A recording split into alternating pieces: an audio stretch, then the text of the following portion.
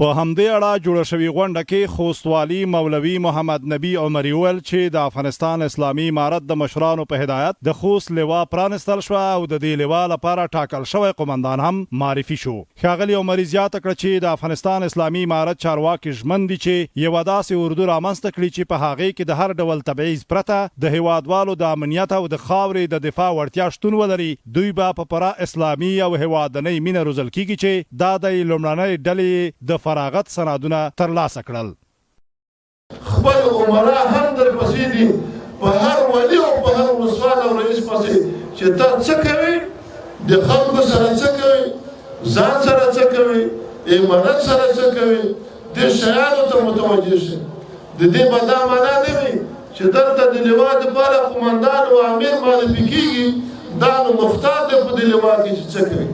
دا که موټر خرڅوي، دا که کباړ خرڅوي، دا که اسلحه خرڅوي، نه وروره داسې نه ده. اول څارنه به یې موږ کوو ځکه آینده مو مسؤل یو.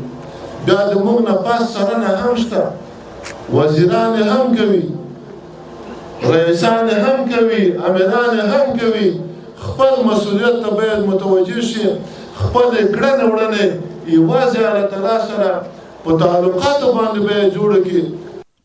خوستوالي ورته مهال د ولایت ټولو امنیتي منصوبینو ته سپارښتنه وکړه چې خلکو سره له پوره حوصلې کار واخلي او د دوی سره نرم چلند وکړي. د ویل هیڅوک حق نه لري چې زموږ درانه هیوادوال بې موجبه د خپل صلاحیت څخه په استفادې وځوروي او هغوی کورونه تلاشي کړي. نوموړي ولسونو ته ډاډ ورکړ چې افغانستان اسلامي امارت ټول مجاهدین ستاسو د سر او مال ساتونکي دي. شپه او ورځ به په دې لاره کې خپلې هڅې کوي. د ولسونو وغوښتل چې په دې برخه کې د خپلو مجاهدینو سره همکاري وکړي. د یادو مراسمو پر مهال خوست امنیه قومندان مولوي محبوب شاه قانت په خپلو خبرو کې د لوا نوي ټاکل شوي قومندان او فارغ شوي مجاهدینو ته مبارکي وویله. نوموړي ویل د افغانستان اسلامي امارت مجاهدین په پوره ژمنتیا سره د خپلې خاورې او ولس څخه ساتنه کوي.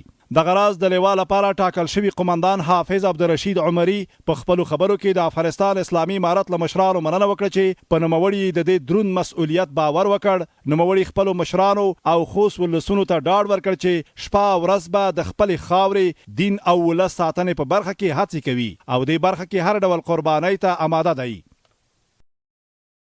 او زه دا ژمنه کوم چې د اسلام او وطن په دفاع کې به نه ستړي کېدونکي ګامونه اخلم او په پام کې لرم چې داسې یوه منظمه او مجهزه اردو ولرو چې د نړۍ سره سیالي وکړلی شي. پخواني ټول پرسونل موږ راغوښتی دی، عملاً موږ سره په کار باندې لګیا دي، ټول موږ راغوښتي دي او کوم چې پاتې هغه هم موږ راغواړو. یو ځای یو ترتیب ټول یو کار به انشاءالله منظم کوو، په ښه ترتیب سره به مخکې ځو.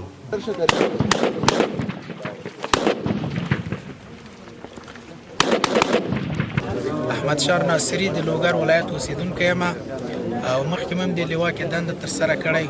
اوس نظر په هدایت د قومندان صاحب کل اردو او والي صاحب قومندان صاحب لوا بیا رالوستي لوا ته خدمات وکړو او خپل اسلامي د امارت اسلامي مجاهدینو سره یو ځای موږ په دې بخشو کې کار کوو. چې مخابره د فعاله کړې یم ده تقریبا 15 ورځې کېږي چې دلته مخابره بخشونه فعال دي. کل اردو سره مرکز سره ارتباطات تامین کړي دي او قومندان صاحب لوا تشریف راوړ. اوس به انشاءالله د دوی د هدایت مطابق او اوږه په اوږه مجاهدینو سره به یو ځای انشاءالله د لوا ته خدمت وکړو، کار به وکړو.